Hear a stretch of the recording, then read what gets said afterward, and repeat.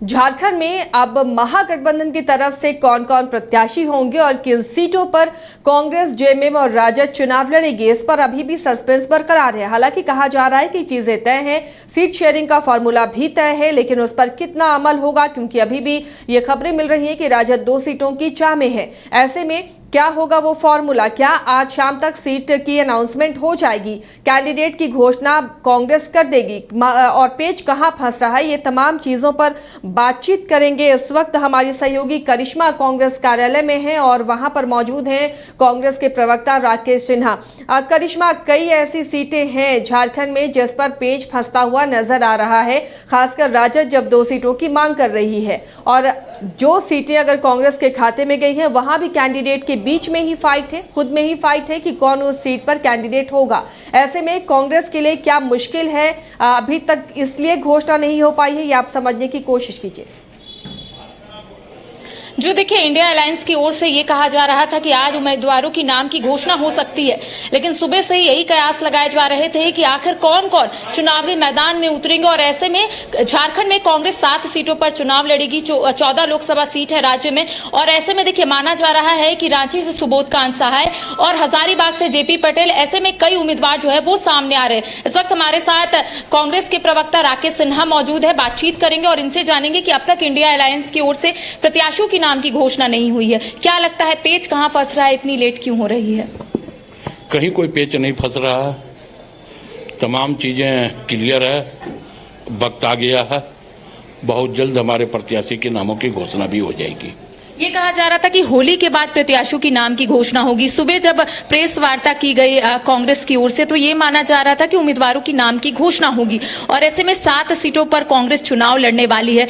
कई जगह पेच फंस रहा है, पलामू और चतरा में भी। तो क्या लगता है, इसको लेकर मंथन पूरा हो चुका है? देखिए, हम कितने सीटों पे चुनाव लड़ रहे हैं ये मुझे स्वयं मीडिया के जरिए पता चल रहा है। हमें यह लगता है कि हमारे यहाँ तमाम चीजें इंडिया गठबंधन के अंदर सब कुछ बात हो गई है और अब बहुत जल्द सीट शेयरिंग से लेकर के प्रत्याशी के नामों की घोषणा भी कर दी जाएगी। लेकिन चतरा और पलामू में कहीं ना कहीं पेच फंसता हुआ नजर आ रहा है। राजद लगातार 2 सीटों पर दावा कर रही है कि राजद चतरा और पलामू दोनों से चुनाव लड़ना चाहती है। और ऐसे में ममता भूइयां लगातार पलामू में जनसभा को संबोधित कर रही है, जन जन तक बात पहुंचा रही है। वहीं दूसरी ओर चतरा की बात करेंगे तो सत्यनंद भोक्ता भी लगातार अपनी बात को जनता के समक्ष रख रहे हैं। तो किस तरीके से इन तमाम चीजों को कांग्रेस टैकल करेगी? क्या कांग्रेस 7 से 6 सीटों पर आएगी? हमारे यहाँ कहीं कोई पेच नहीं फंसा, पेच मीडिया में फंस रहा है। मीडिया के जरिए ही यह बातें सामने आ रही है कि इसी सीटों पे पेच फंसा हुआ है, इसलिए हम लोग बार बार इस बात को कह रहे हैं। करिश्मा, अगर पेच नहीं फंसा है तो राकेश जी को ही कहे अब कि नामों की घोषणा सीट शेयरिंग के साथ कर दी जाएगी। जी, अगर पेच नहीं फंस रहा है राकेश जी, तो आप ही क्लियर कर दीजिए कि चतरा और पलामू कांग्रेस कौन सी सीट लेगी? देखिए, मीडिया में कौन सा सीट हम लेंगे, कौन सा सीट हम नहीं लेंगे, ये बातें नहीं होती है। ये इंडिया गठबंधन के अंदर हमारे इंडिया अलायंस के तमाम घटक दल के बीच, हमारे केंद्रीय नेतृत्व के बीच बातें हो चुकी है और आज सीईसी की बैठक भी है। हमें लगता है कि आज से कल तक में तमाम चीजें क्लियर हो जाएगी। मतलब कल तक शायद उम्मीदवारों की नाम की घोषणा हो सकती है। मैंने कहा कि आज सीईसी की बैठक है और आज से कल तक में तमाम चीजें पब्लिक डोमेन में आ जाएगी। अच्छा, इतना वक्त क्यों लग रहा है? क्योंकि भारतीय जनता पार्टी की ओर से अब 13 लोकसभा सीटों के लिए उम्मीदवारों की घोषणा हो गई है। तो क्या लगता है कि इंडिया अलायंस इतना पीछे क्यों है? हमारे डर से सिटिंग एमपी का वो टिकट काट रहे हैं और आप कह रहे हैं कि हम पीछे हैं। हम पीछे नहीं हैं, हम जनता के बीच हैं। जो पीछे हैं वो उम्मीदवार बदल रहे हैं। हमारा उम्मीदवार पूरा मजबूती के साथ चुनावी मैदान में होगा, संगठन की मुकम्मल तैयारी है। अच्छा, सीता सोरेन ने जब से बीजेपी का दामन थामा है, यही कयास लगाए जा रहे थे कि दुमका से उन्हें ही टिकट मिलेगा, वही चुनावी मैदान में उतरेंगे। अब बीजेपी ने इसमें मुहर लगा दी है। तो क्या लगता है, संथाल में जो पकड़ था झारखंड मुक्ति मोर्चा का या फिर इंडिया गठबंधन, क्या वो पकड़ आप लोगों को ऐसा लग रहा है कि कमजोर होगा? संथाल में, दुमका में खास करके अगर हम बात करें तो वहाँ आदरणीय शिबू सोरेन जी का चाहने वाले लोग हैं। वहाँ की जनता शिबू सोरेन जी को चाहती है। वहाँ की जनता तीर धनुष को चाहती है। वैसे में कोई भी आ जाए, इस बार 14 का 14 लोकसभा सीट इंडिया अलायंस जीतने का काम करेगी। गीता कोड़ा कोल्हान से आती है और ऐसे में अगर हम लोग कोल्हान की बात करेंगे तो भारतीय जनता पार्टी की पकड़ कोल्हान हो या फिर संथाल उतनी नहीं थी, लेकिन अब गीता कोड़ा भी, सीता सोरेन भी अब बीजेपी का दामन थाम ली है। तो क्या लगता है कि कोल्हान और संथाल में भारतीय जनता पार्टी को कितनी मजबूती मिलेगी? गीता कोड़ा कांग्रेस के टिकट पे चुनाव लड़ी थी और वो चाईबासा इसलिए जीती थी कि वहां कांग्रेस का वोट है। तो स्वाभाविक तौर पे इस बार भी जो इंडिया अलायंस के पार्टनर वहां खड़ा होंगे, वोट उनके पक्ष में जाएगा, भारतीय जनता पार्टी के पक्ष में नहीं जाएगा।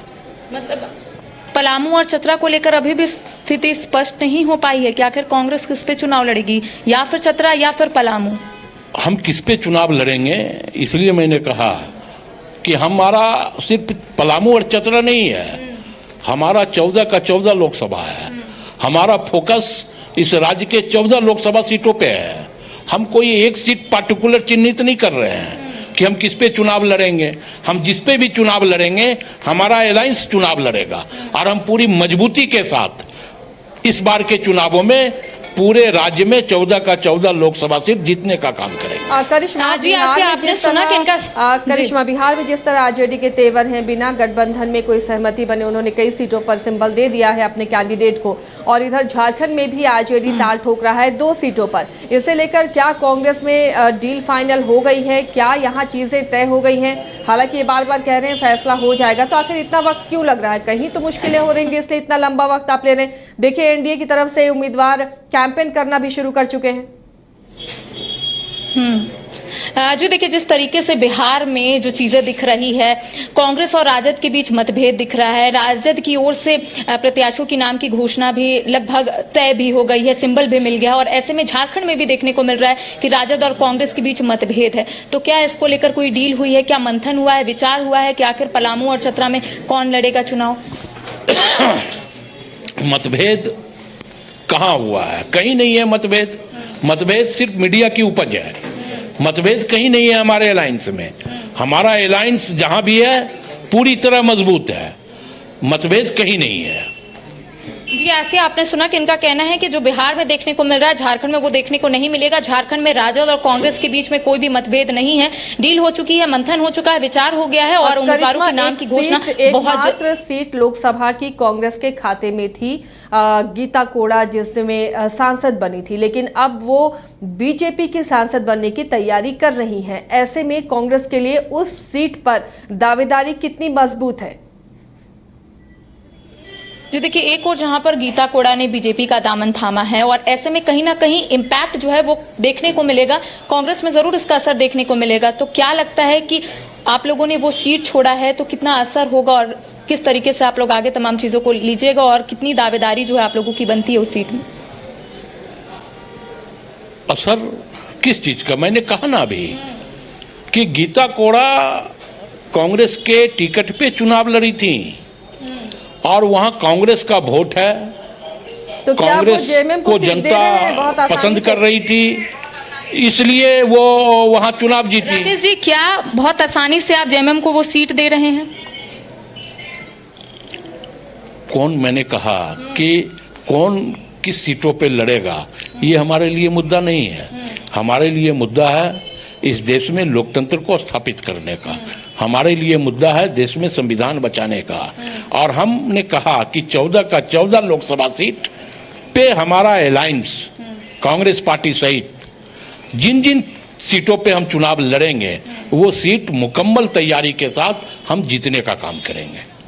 जी, आसिया, आपने सुना कि इनका कहना है कि जिन जिन सीटों पर ये लोग चुनाव लड़ेंगे सिर्फ इनकी ओर से यही कोशिश होगी कि वहां से जीत हासिल करे। जी, यानी कांग्रेस पूरी तरह से सरेंडर मोड में है, या यूं कहें कि इंडिया गठबंधन को बचाने की कोशिश में समझौते को भी तैयार है, चाहे बिहार हो या झारखंड हो। इस पर एग्री करते हैं राकेश सिन्हा? मतलब आप समझ सकते हैं कि समझौता कहीं ना कहीं कांग्रेस यहाँ पर कर रही है ताकि इंडिया गठबंधन पूरे तरीके से मजबूती से लोगों के सामने आए। नहीं, ये एजेंडा मीडिया में चलाया जा रहा है कि हम समझौता कर रहे हैं, हम सिलेंडर हो गए हैं, क्योंकि एक परसेप्शन मीडिया के द्वारा इसलिए इस बातों को बनाया जा रहा है। हमें ये लगता है कि ना तो हम सिलेंडर हुए हैं और ना ही हमारा कोई समझौता है। हम पूरी तरह जीतने का काम करेंगे, कहीं कोई सिलेंडर की बात नहीं है। ये जो परसेप्शन क्रिएट किया जा रहा है मीडिया में, इसलिए किया जा रहा है कि कहीं ना कहीं भारतीय जनता पार्टी को हार का डर है और हार के डर के कारण इस तरह की परसेप्शन जो है हमारे लिए तैयार करवाया जा रहा है कि हम सिलेंडर कर गए, हम समझौतावादी हो गए।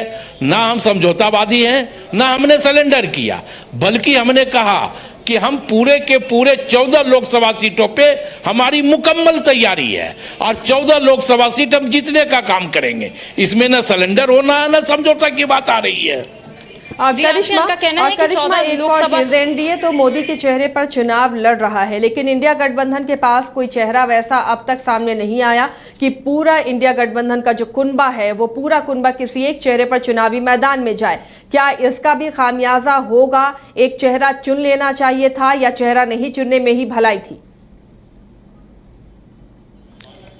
हमारा चेहरा कांग्रेस का कार्यकर्ता है, हमारा चेहरा जनता है और हमारा संगठन हमारे लिए सबसे बड़ा चेहरा है। तो हम संगठन के मार्फत, जनता के मार्फत चुनाव जीतने का काम करेंगे। वहां व्यक्तिवादी प्रणाली चलती होगी, हमारे यहाँ सामूहिकता चलती है। हम सामूहिकता पर भरोसा और विश्वास करते हैं, तो हम सामूहिक रूप से चुनाव लड़ेंगे। जिनको अपने एक व्यक्ति पर भरोसा है वो व्यक्तिवादी चेहरा सामने ला करके चुनाव लड़े। तो चलिए, व्यक्तिवादी चुनाव और यहाँ पर सामूहिकता वाला चुनाव, लेकिन क्या लगता है इतना आसान ये मुकाबला होगा? अब तक चीज़ें तय नहीं हो पा रही हैं। राकेश जी, ऐसा नहीं लगता कि बहुत देर कर दिया है आप लोगों ने उम्मीदवारों की घोषणा में? एनडीए के उम्मीदवार कब से चुनावी मैदान में हैं, कैंपेन शुरू कर चुके हैं, लेकिन आप लोग के यहाँ सीट तय नहीं हुई, उम्मीदवार भी तय नहीं हो पाई है। ऐसे में कम वक्त दे पाएंगे आप कैंडिडेट को चुनाव प्रचार के लिए? आसिया जी, चुनाव मैदान में प्रत्याशी जरूर चुनावी मैदान में उतरता है, लेकिन चुनाव संगठन लड़वाता है, कार्यकर्ता लड़वाता है। और हमारा 14 लोकसभा सीटों पे संगठन की मुकम्मल तैयारी है। हमारे कार्यकर्ता जनता के बीच हैं और स्वाभाविक तौर पे इसका फलाफल हमें मिलेगा। और आप देखेंगे कि आने वाले लोकसभा के चुनावों में जब रिजल्ट आएगी तो हम 14 का 14 लोकसभा सीट इस राज्य से जीतने का काम करेंगे। राकेश जी, हेमंत सोरेन जो एक बड़ा चेहरा थे यहाँ पर गठबंधन में, वो फिलहाल जेल में है। क्या इसका असर, इसका खामियाजा या फिर सिंपैथी वोट क्या मिलता हुआ दिख रहा है इंडिया गठबंधन को? हेमंत सोरेन जेल में है, ये हमारे लिए मजबूती होगी, क्योंकि जनता को यह बात पता है कि कैसे एक विकासशील पुरुष को, जो इस राज्य का विकास को एक नया आयाम देने के लिए कृत संकल्प था, उसको झूठे साजिश और षड्यंत्र के तहत केस में फंसा करके जेल भेजने का काम किया है। तो कहीं ना कहीं जनता जागरूक है, जनता संजीदा है और जनता इन बातों को समझती है और मानती है। इसलिए मैं कह रहा हूं कि ये हमारे लिए कमजोरी नहीं, ये हमारे लिए मजबूती होगा। राकेश जी, एक दो और सवाल आपसे सीटों को लेकर खास तौर पे जानना चाहूंगी। ये खबरें मिल रही कि राम टहल चौधरी कांग्रेस का दामन थाम सकते हैं, तो ऐसे में क्या वो रांची सीट से कैंडिडेट हो सकते हैं? फिर सुबोध कांत सहाय का क्या होगा? एक और सीट है गोड्डा, जहां से अब दीपिका पांडे हैं, प्रदीप यादव हैं, फुरकान अंसारी अलग ताल ठोक रहे हैं, तो ऐसे में क्या मुश्किल है कैंडिडेट चुनना? कहीं कोई, देखिए, कैंडिडेट का चुनाव हमारा केंद्रीय नेतृत्व को करना है और केंद्रीय नेतृत्व इस बाबत फैसला लेता है। जहां तक आने का सवाल है, तो ये इस परिवार का कोई भी व्यक्ति अगर सदस्य बनना चाहता है तो हम उसका स्वागत करेंगे, हम उसका अभिनंदन करेंगे। यानी इनकार नहीं कि राम टहल चौधरी आ रहे हैं? मैंने कहा सिर्फ राम टहल चौधरी का नहीं, मैंने पूर्व में ही कहा कि बहुत बड़े बड़े नेता की फेरिस्त है अभी। आप देखेंगे अभी तो एक दो नामों पर चर्चा हो रही है, बहुत जल्द कई नामों पर चर्चा होगी जो इंडिया अलायंस के परिवार के सदस्य बनने को इच्छुक हैं और बहुत जल्द वो नाम आपके सामने आएंगे। लेकिन राकेश जी, इससे तो मुश्किलें होती है ना, जो कार्यकर्ता बहुत लंबे समय से संघर्ष कर रहा है पार्टी के लिए, आयातित नेता या इंपोर्ट करके किसी को लाना और फिर उसे टिकट देना, तो कार्यकर्ता क्या उसी मुस्तैदी से, उसी मन से, उसी दृढ़ संकल्पता के साथ वो चुनावी मैदान में उतरेंगे? बहुत अच्छा प्रश्न किया आपने आसिया जी, और हमें लगता है कि यह प्रश्न भारतीय जनता पार्टी से भी कर लेनी चाहिए। बिल्कुल, उनसे भी होगा। चाईबासा और दुमका के लिए। हाँ हाँ, मुझे ये लगता है कि देखिए हमारे यहाँ इसलिए मैंने कहा कि ये कोई अभी कौन लोग आ रहे हैं, किनको टिकट मिलेगा, ये हमारा केंद्रीय नेतृत्व को तय करना, और केंद्रीय नेतृत्व इसको तय करता है। लेकिन जिन जिन लोगों ने चाईबासा में भारतीय जनता पार्टी के लिए मेहनत किया, आप ये प्रश्न उनसे कीजिए, ये प्रश्न सुनील सोरेन जी से कीजिए कि टिकट आने के बाद उनका टिकट कट गया, उनके ऊपर क्या बीत रही होगी। तो क्या कांग्रेस के संपर्क में है सुनील सोरेन? थोड़ा इशारा ही दे दीजिए। वक्त आने दीजिए, राज को राज रहने दो, पर्दा ना उठाओ। पर्दा जो उठ गया तो फिर भेद खुल जाएगा।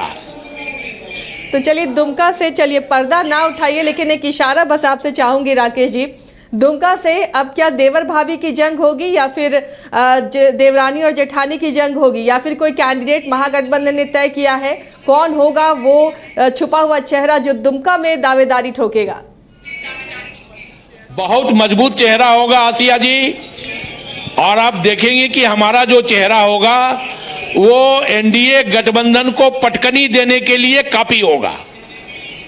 चलिए, तो वो चेहरा अभी डिस्क्लोज आप नहीं करना चाह रहे, यानी चीजें तय हैं राकेश जी। तो कितना इंतजार और आप करवाएंगे जब कैंडिडेट के नाम सामने आएंगे? नहीं, अब ज्यादा इंतजार किसी को करने की आवश्यकता नहीं है। बहुत जल्द आसिया जी, बहुत जल्द आपके माध्यम से पब्लिक डोमेन में सारी बातें आ जाएगी। चलिए, शुक्रिया राकेश जी बातचीत करने के लिए। करिश्मा, आपके पास कोई सवाल हो तो आप पूछें। इसके पास कौन सवाल हो? करिश्मा, अगर आपके पास भी कोई सवाल है तो आप राकेश सिन्हा से पूछ सकती हैं। फिलहाल बहुत सारे राज पर उन्होंने इशारा ना देते हुए भी इशारा दे दिया है। जी देखिए, अगर पलामू और चतरा की बात करेंगे तो उनका स्पष्ट रूप से कहना है कि चीजें जो है आने वाले समय में स्पष्ट हो जाएगी, पब्लिक डोमेन में भी आ जाएगी।